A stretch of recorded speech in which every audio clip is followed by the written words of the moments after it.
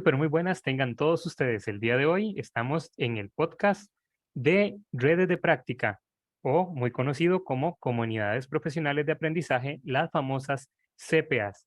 Y para contarles un poquito de historia de estas CPAs, les voy a decir que no son nada nuevo. No estamos descubriendo el agua tibia, como dicen por ahí. Estas empezaron en Estados Unidos desde los años 80 y 90, fueron muy utilizados por docentes de preescolar, donde no solo veían una institución dentro de una misma institución, sino dentro de toda una región. Y docentes de diferentes instituciones compartían información para mejorar lo que era la educación en ese momento. Vean qué interesante lo que nos daban estas redes de práctica. Además de esto, la CPA es como una forma donde los docentes se pueden reunir para de forma no solo crítica, sino también fraternal, encontrar soluciones para diferentes problemas. Pero para eso quiero que Jones nos ayude con una pequeña introducción para este tema. Adelante, Jones.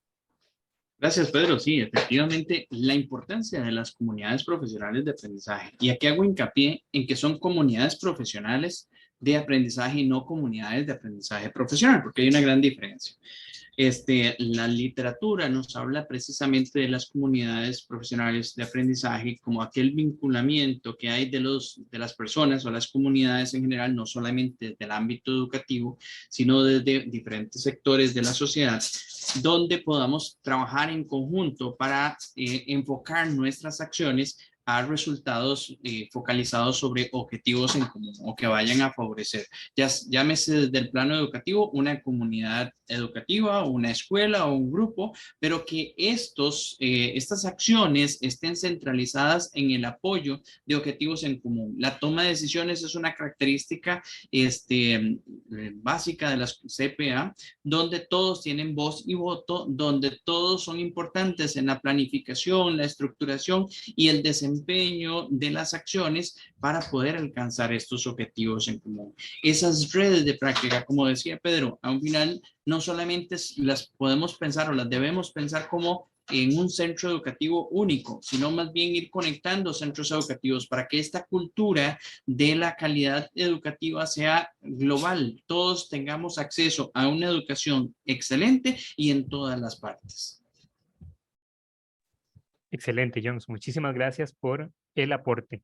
Y entonces le doy la bienvenida también a nuestros panelistas, Freddy, Gerson, Héctor, Janet, Loki, Lucía, María Flores, María Alejandra, Mayrita y Sandra, para que nos compartan también un poco de sus impresiones de acuerdo a lo que son estas redes de práctica o las famosas CPA. Pero entonces voy a lanzar, chicos y chicas, una pregunta al aire para que se sientan en toda la libertad de ayudarnos con esa respuesta. Pongan mucha atención a esta pregunta. ¿Cómo son las comunidades profesionales de aprendizaje en sus instituciones o sus escuelas? También se puede perfectamente decir si tienen o no tienen o qué están tratando de hacer para poder lograr alguna de ellas. Entonces, somos todo oídos para ustedes. Buenas tardes. Voy a opinar primero, perdón por los ruidos externos. Bueno, yo creo que se parece mucho a la red. Sí, sí tenemos en Guatemala, por ejemplo, tenemos ciertas comisiones, ¿verdad? Se manejan comisiones. La comisión para la alimentación, la comisión para diversas cosas. Pero hay una comisión que se llama de evaluación, que es la que yo considero se podría adaptar bastante a lo que estamos platicando. La comisión de evaluación es la que se encarga pues de evaluar y esta se podría convertir en esta red de la que estamos hablando. Creo que esa la podríamos como ir orientando para que resulte siendo nuestra red que se encargue de esto, de dar la reflexión y todo lo que habla esta unidad que estamos abordando, ¿verdad? Excelente, muchísimas gracias, María. Si alguien tuviera alguna otra idea de alguna red que hayan visualizado ustedes en sus instituciones o escuelas que ven, siéntanse en la libertad. Gracias, Pedro. Considero que tal vez oficialmente no se llama CPA, pero siempre existe ese feedback esa interacción entre el director y los docentes. No presentan tal vez sus resultados para análisis, pero sí están buscando mejorar. Entonces, aunque tal vez no sea llamada formalmente CPA, siempre existe una red interna entre los docentes, el director, el supervisor y, como lo mencionaba ahora Mari, la comisión. Algunas comisiones también se pueden prestar para orientar correctamente estos procesos. Excelente, Lucy. Por ahí vi a Héctor que quería tal vez conversar. Héctor. Sí, hola Pedro, hola Jones y a todos los que se suman para escuchar este podcast. Y como bien lo mencionaba Mari y Lucy, tal vez no existe como tal en el nombre, pero nosotros saludándote desde la perspectiva de FUNCEPA, te puedo contar que nosotros podemos ser considerados como nuestra propia comisión, como nuestra propia comunidad profesional de aprendizaje, porque constantemente nosotros estamos exponiendo nuestros resultados, nosotros constantemente estamos evaluando nuestro trabajo, nuestro alcance, todo lo que hacemos con el único propósito de mejorar, de cambiar, de innovar, de entregar nuevas actividades a los docentes. Para explicar un poco para aquellos que no conocen de FUNCEPA, pues es una organización sin fines de lucro que se ha dedicado por más de 18 años a ayudar a las escuelas de Guatemala en el sector público con equipamientos de tecnología. Pueden ser computadoras, pueden ser tablets. Y sumado a eso, se da una capacitación en donde se ven diferentes contenidos, como por ejemplo el refuerzo de matemáticas, de lectoescritura, también el uso de ofimática para que ellos lo puedan integrar no solo en sus clases, sino también en su día a día.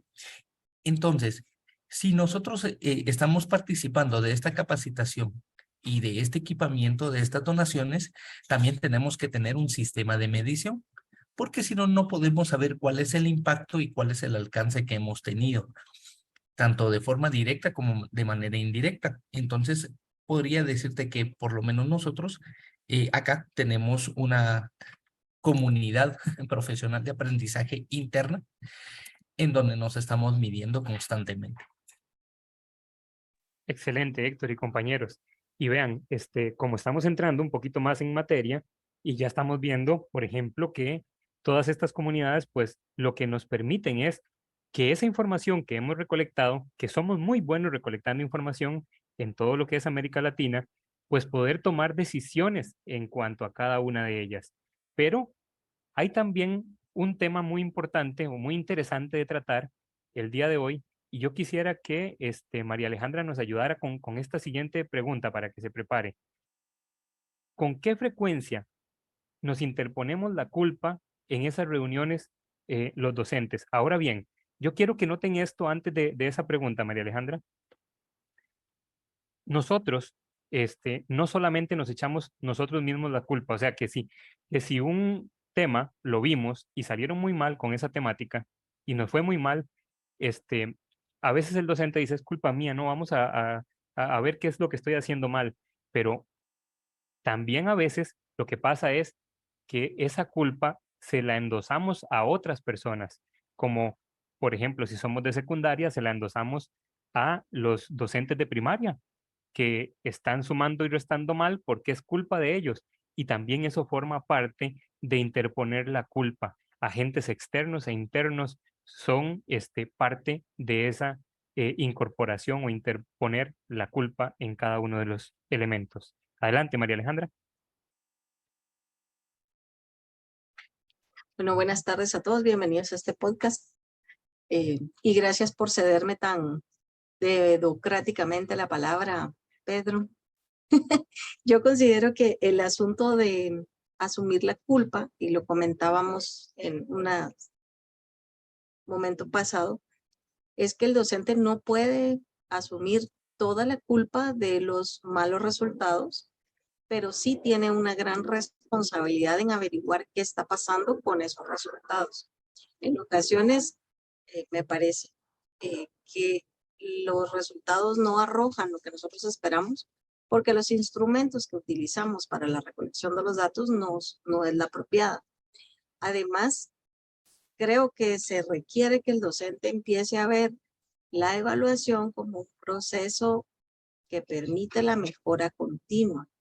En la medida en la que yo crea que todo lo que hago está bien, difícilmente voy a poder implementar acciones que me lleven a estar mejor. Y en la medida en la que yo considere que todo lo que hago está mal, o que, pues sí, que todo lo que hago está mal, difícilmente voy a lograr salir como de ese círculo de frustración y ver opciones que tengo para mejora. Pero si encima solo me quedo con la parte de que lo que está mal no depende de mí, tampoco voy a asumir la responsabilidad que yo tengo de hacer, aunque sea pequeñas acciones, pero de hacer cosas que puedan incidir en la mejora o en el cambio de los datos. Porque esa es una, en mi opinión, mala práctica que tenemos sobre todo los docentes, ¿verdad? O los que somos papás. Nadie nos dice cómo ser papás o cómo ser maestros, pero creemos que lo estamos haciendo bien y muchas veces nos equivocamos. Pero creo que es necesario analizar qué es lo que está pasando desde la recolección, desde el tipo de datos, desde qué pasó, en qué momento yo recogí información y qué estoy haciendo con esa información. Porque desconozco el caso de Costa Rica a profundidad, pero en Guatemala la evaluación se ha tomado como un hecho punitivo. Yo voy a evaluar para encontrar lo que está mal. No voy a evaluar para ver qué puedo hacer mejor. Y eso, esa actitud o ese cambio de pensamiento puede en algún momento traernos mejores resultados que solamente pues estancarnos con que así son las cosas, ¿verdad? No sé si eso, Pedro, responde un poco la pregunta. Excelente. Yo creo que con eso quedamos más que satisfechos con esa pregunta. Y esta, Ok. dedocráticamente, es que estaban muy buenas las intervenciones en las revisiones anteriores, y entonces dice uno, ¿no? Hay que aprovechar también, hay que aprovechar un poquito todos esos conocimientos. Y el tiempo se nos está acabando, pero si tenemos una participación más, podríamos extenderlo un segundo. ¿Quién quería hablar?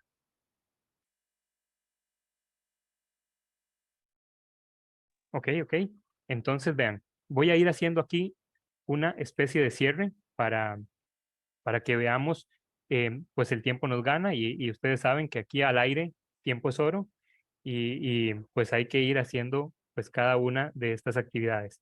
Lo que nos decía María Alejandra era súper interesante. Vean lo que nos menciona de compromiso, esa falta de compromiso que a veces tenemos los docentes en que los problemas están, pero tenemos que buscarle esa solución y para esa solución tenemos que tener también esa mentalidad de crecimiento, una mente abierta para poder entender que las cosas que hay que mejorar no solamente es de nuestro entorno, sino también de nosotros mismos. Y de esa manera, la información o los datos que estamos recopilando, pues nos podrían servir con las CPAs, con estas comunidades profesionales de aprendizaje, para tomar decisiones. Pero a veces esa toma de decisiones no requiere o no necesariamente tiene que ser de ese docente solito, sino de un conjunto que tal vez hasta hayan tenido o tomado decisiones ellos que han funcionado y que las pueden compartir con el grupo para hacer más enriquecedor cada una de estas temáticas. Con esto cerramos y nos vemos en nuestro siguiente podcast.